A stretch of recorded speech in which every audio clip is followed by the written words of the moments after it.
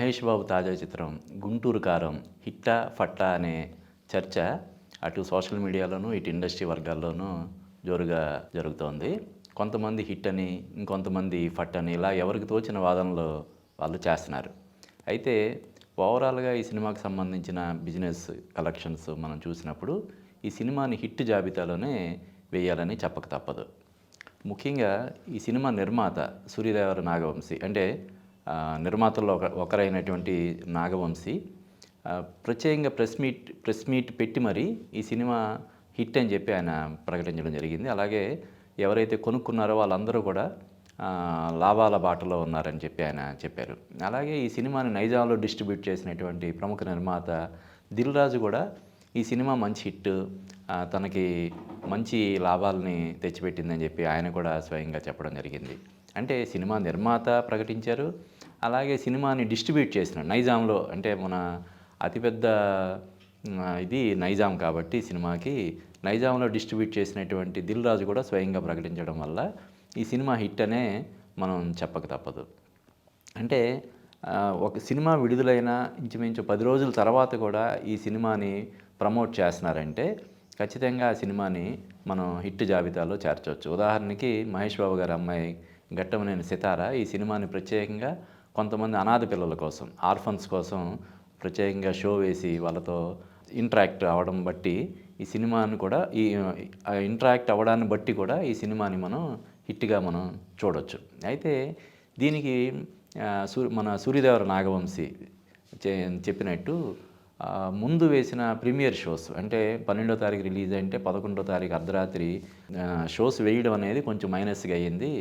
మేము ముందు నుంచి ఈ సినిమాని ఒక యాక్షన్ ఎంటర్‌టైనర్‌గా ప్రొజెక్ట్ అవుతుందన్న విషయాన్ని మేము గమనించలేకపోయాం. యాక్చువల్‌గా ఇది ఫ్యామిలీ ఎంటర్‌టైనర్. అర్ధరాత్రి 1 గంటకి సినిమా చూసిన ఫ్యాన్స్ ఇది యాక్షన్ ఎంటర్‌టైనర్ కాకపోవడంతో ఫ్యామిలీ ఎంటర్‌టైనర్ అవ్వడంతోటి కొంతమంది నిరాశ చెందారు. దానికి తోడు కొంతమంది దురభిమానులు కావాలని దుష్ప్రచారం చేశారు. అందువల్ల మొదట 2 రోజులు కొంత ఈ మిశ్రమ స్పందనలాగా వచ్చినప్పటికీ కలెక్షన్స్ చాలా బాగున్నాయి. ఆ తర్వాత టాక్ కూడా పాజిటివ్ టాక్, నెగిటివ్ టాక్ అంతా పాజిటివ్ టాక్‌గా మారిందని చెప్పి ఆయన చెప్పాడు. ఆయన చెప్పిన దాంట్లో కూడా కొంత నిజం ఉందనే మనం చెప్పొచ్చు. అంటే టైటిల్ 'గుంటూరు కారం' అనే టైటిల్‌ని బట్టి ట్రైలర్‌లో ఉన్న యాక్షన్ విజువల్స్‌ని బట్టి ఈ సినిమా ఒక యాక్షన్ ఎంటర్‌టైనర్‌గా రూపొందించుంటారని చెప్పి అందరూ అనుకున్నారు. కానీ ఇందులో ఎక్కువ mother and son sentiment, family emotions ఉంటాయన్న విషయాన్ని ఎక్కువగా ఎస్టాబ్లిష్ చేయడంలో చిత్ర యూనిట్ కొంత అశ్రద్ధ చేసింది. ఆ కారణంగా ఈ సినిమాకి చాలా నెగిటివ్ టాక్ వచ్చిందని చెప్పి సూర్యదేవర నాగవంశి చెప్పిన మాటతో మనం ఏకీభవించాలి.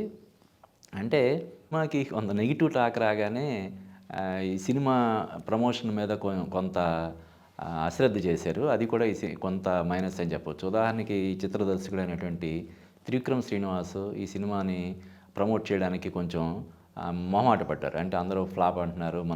అంటే ముఖ్యంగా ఆయన మీద ఎక్కువ విమర్శలు వచ్చినాయి. ఆయనకి 'గురూజీ' అనే ఒక టైటిల్‌ని కూడా కట్టబెట్టి ఇంత గౌరవాన్ని మనం ఆపాదిస్తే ఆయన ఇటువంటి సినిమా తీసాడని చెప్పి చాలా విమర్శలు వచ్చినాయి. అలాగే ఆయన డైలాగులు, తర్వాత కుర్చీ మడత పెట్టి అనే సాంగ్ మీద ఇలా విమర్శలు రావడంతో ఆయన కొంచెం ఇబ్బంది పడినట్టున్నాడు. ఒక్క ప్రీ రిలీజ్ ఈవెంట్‌లో మాత్రమే ఆయన పార్టిసిపేట్ చేశాడు తప్ప ఎక్కువగా అంటే ప్రత్యేకంగా ఇంటర్వ్యూలు ఇవ్వడం కానీ ఇలా ఏం చేయలేదు. మహేష్ బాబు, శ్రీలీల ఇంటర్వ్యూ కూడా సుమ చేసింది. నాకు తెలిసినంత వరకు త్రివిక్రమ్ పెద్దగా ప్రమోషనల్ ఈవెంట్స్‌లో ఒక్క ప్రీ రిలీజ్ ఈవెంట్‌లో తప్ప పార్టిసిపేట్ చేయలేదు. అది అలా కాకుండా ఆయన కూడా ముందు నుంచి ఈ సినిమాని గట్టిగా ప్రమోట్ చేసి ఉంటే ఆయనకున్న దీనికి అంటే ఎందువల్ల ఈ సినిమాని ఇలాగా తను చేశాడు అన్నది కరెక్ట్‌గా చెప్పుంటే ఇంకా బాగుండేదని చెప్పి నాకు అనిపించింది.